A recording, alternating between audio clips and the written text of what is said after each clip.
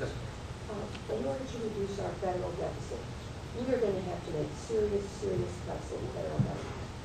If you are elected, are you willing to back those cuts even though it may be painful and unpopular? Do you realize that it has to be done Yes. and you will stand up for that? Yes. I mean, I got lots of programming. The Department of Education is on my list. All 50 states have one. Why do we need a federal one-size-fits-all program? You know, they're going to force their one-size-fits-all on us, and it might take 10 years to realize it don't work. Well, we know it don't work now. But if you let the states take care of it with 50 different ideas, I bet in about 5 years you can have some state out there with improved test scores, and that the cost per student went down. But what's the other 45 states are going to do? They're going to say, it's working here, let's do what they're doing. We don't need the federal government.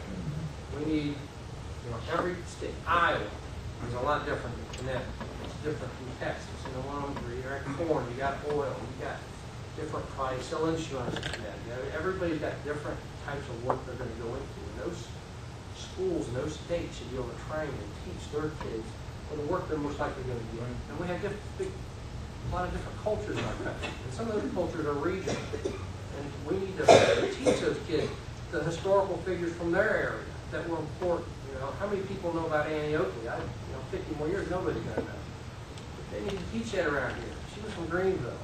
We weren't for losing history because the government's telling you what to teach so that you can pass them and take the test.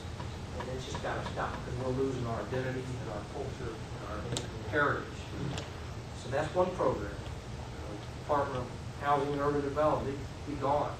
Social Security's got to be addressed. I got out of high school in 1986. They said they were going to fix Social Security. They haven't fixed nothing. They don't want to touch it. You know, there's two parties, and they just want to get reelected. Well, Social Security is just like this triangle. Either raise the age to retire, and everybody's ready to retire is going to complain, and that's a big voting power. Or the people who are already retired, drawing, you cut what they're getting paid. Well, they all vote too. They're going to complain. Or you raise the tax on everybody else is still working. Well, they're going to complain.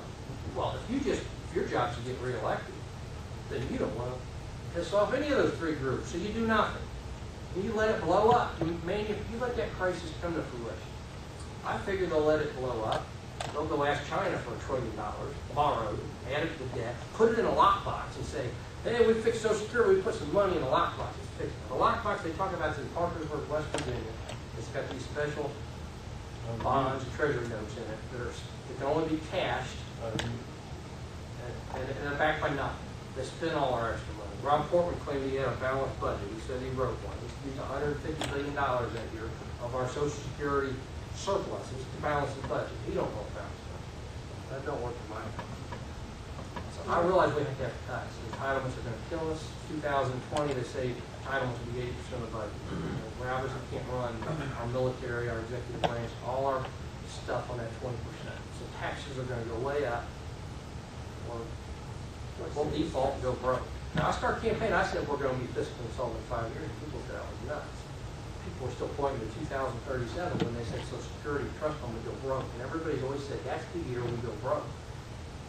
Well, mainstream media went from 2037 to 2020 about 2 months ago when they looked at the entitlement programs. They lopped 17 years ago. I haven't changed a bit. I still say we're going to be broke in 5 years. Thanks for having me. All right, one more. Yeah, if we had passed the Health Care Act, how would you deal with the health care issues in this country? How would you deal with it? You got doctors here and patients here. The best service you're going to get, the closer they are together. Now, insurance companies have sort of been a necessary evil. That sort of gives you a little spread there, and they get a profit margin. But you put the government in there, and that little spread from the insurance companies, it's going to be, I won't go reach far enough. So, we need to address that with the American way. I talked about it. The American way is capitalism, competition, efficiency. Put more companies unregulated completely. Let the insurance companies sell their product anywhere in the country. The government, they wanted to lead by example, and they should have just said, you know what? On January 1, 2012, there's going to be 6 months for all federal employees, 3 million people. You got 6 months, you go buy your insurance. We unregulated it. And the moment you got your plan lined up, your money going to your health insurance gets converted to salary, and now you're buying your insurance yourself. Now, if the government would have done that, pretty soon you have 3 million people buying insurance, just like the car insurance, the home insurance, the life insurance. And what are all the big companies going to do? They're going to do the same thing. But they won't give you all the money, you know. GE, they cost them $6,000 in Sherman, they might give me $5,000, but I'd go buy it myself then. And then I could buy what I need. If I wanted a bronze plan, pays a little bit, I get that. If I want the silver plan, I can buy it. If I want the gold plan, oh, platinum. The more money you spend, you get that plan where everything's provided. You lose your job, well, you still got that insurance, it's not tied to your job.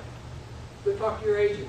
Now my income's down, what do? He says, well, you're going to drop a collision on your car, and we're going to put you on the bronze plan.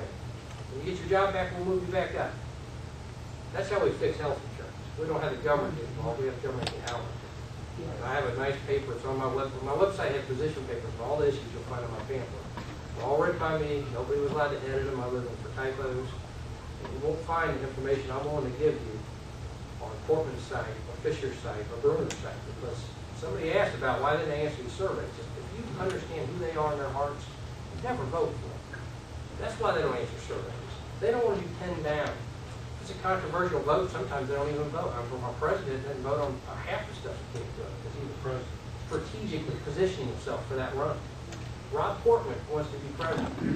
He will not represent his state. He will go down there and make the connections he needs to the groups and the power brokers to run for president. You want somebody to represent your state, you need to vote for Eric Easy for U.S. Senate. Thank you.